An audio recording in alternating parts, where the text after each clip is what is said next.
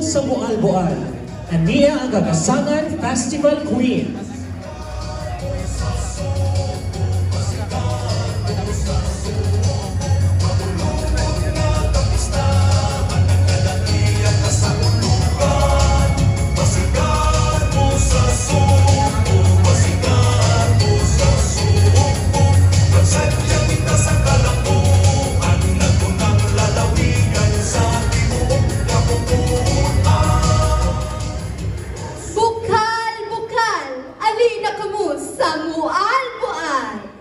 Inilang etimolohiya kung diin nagikan ang unang bersyon sa pangalan sa Mualboal tungod sa tubod nga nahimutang sa lungsod.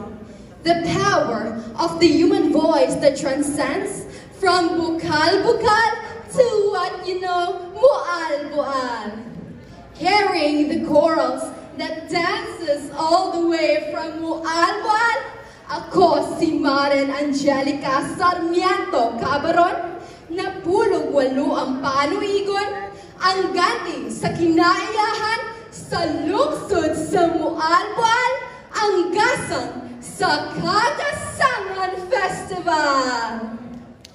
As Mualboal is known for its rich marine biodiversity, corals does not just only sustain for our tourism economy, but plays a vital role in our ecosystem. The vibrant fishes, sardines, and sea turtles in Mualboal rely on the coral reef systems for food, nurseries, and breeding grounds. Now, illuminating the vibrant hues of red, this costume highlights the sea fan Gorgonian corals. These incredible creatures add a splash of color to the astonishing underwater world and resembles a tree-like structure, like a paypay, swaying with the sea current.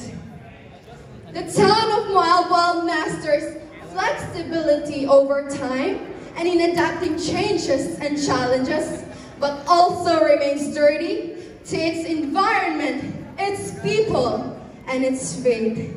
Dayon na, ali na kita, magsadya ta, ug atong pagkasaulugon ang Gagasangan Festival nga gikan sa lungsod sa Mualboal, ang dagway sa Paraiso!